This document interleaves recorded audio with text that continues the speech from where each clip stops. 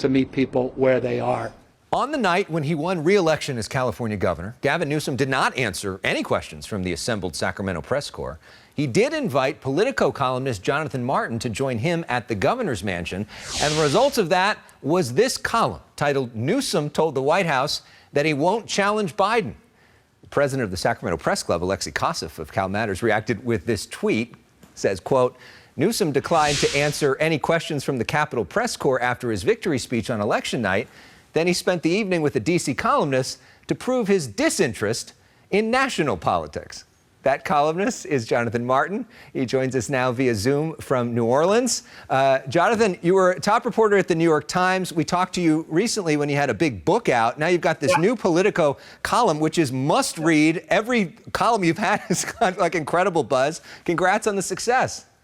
Thanks so much, Alex. It's great to be back and enjoy being with you on the book earlier this year. And just sorry I'm not in LA with you. I know. So, in Hamilton, there's that great song, The Room Where It Happens. Everybody wants to be in the room where it happens. You were in the room where it happens with Governor Newsom on election night. Take us behind the scenes of this incredible night and this incredible phone call that you listened in on. Sure. So I joined the governor and his family and some of his supporters in the mansion. As a lot of your viewers know, it's mostly a ceremonial building. Very few governors actually live there. I just happened to leave the hotel at the same time as Newsom after that press conference. And I caught Newsom on the sidewalk about to get into his motorcade talking on his cell phone. And I walked up, and sure enough, he was taking a congratulatory phone call from President Biden about his own reelection. So I was able to listen in just for a couple of minutes on Newsom's side of the conversation.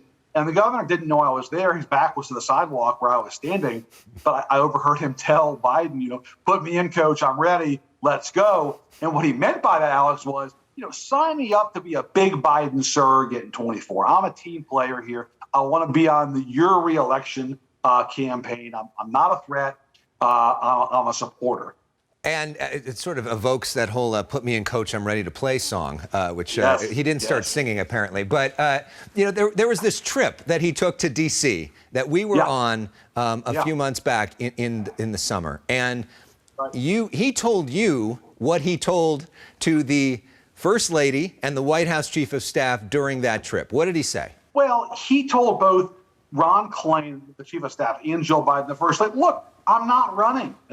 Don't worry about me. Because, as you recall, Alex, at last summer, that was really the height of the speculation among Democrats in Washington and beyond, that Newsom started to sort of nose around about challenging Joe Biden in the primary, which, by the way, would not be the first time a California governor challenged his own incumbent president primary. You guys have a tradition of that.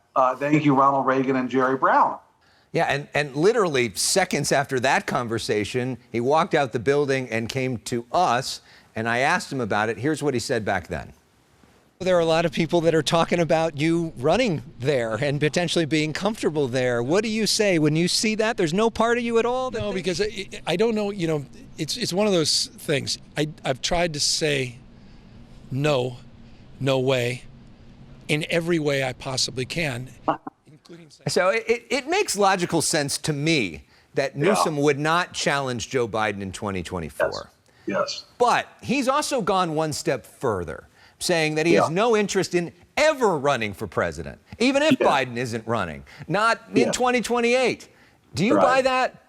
I'm as skeptical as you are, Alex, about that. He's a politician. He's the governor of the largest state in America. He's tamping down speculation now. He does not want to be seen as somebody who is challenging Biden or undercutting Biden, in part because I think Democrats right now are kind of rallying to Biden because they want to play it safe to keep Trump away from the White House again.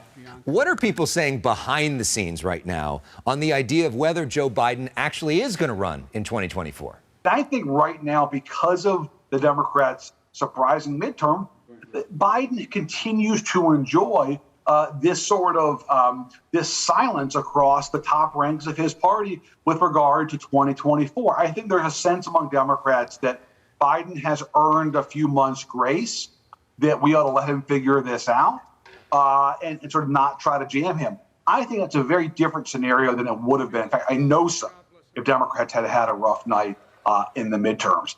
I think 23, Alex, is going to be one of the most extraordinary years in modern American politics, because I can't recall a time when the two national parties went into a presidential cycle with so much looming uncertainty as to who their nominee is going to be.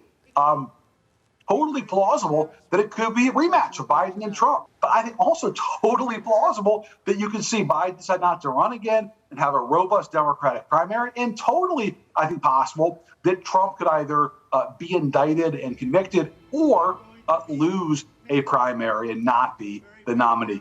And it is possible you might end up with Newsom DeSantis. You know, who knows? And if you listen to Gavin Newsom for longer than 10 seconds, Alex, it won't take long before you hear a reference to Ron DeSantis in some way, shape, or form.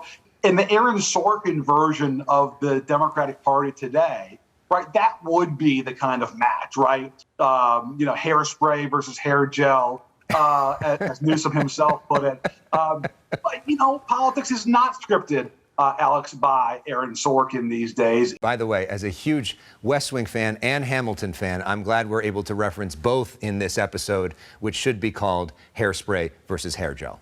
Jonathan Martin, thank you so much for sharing your perspective. Read his column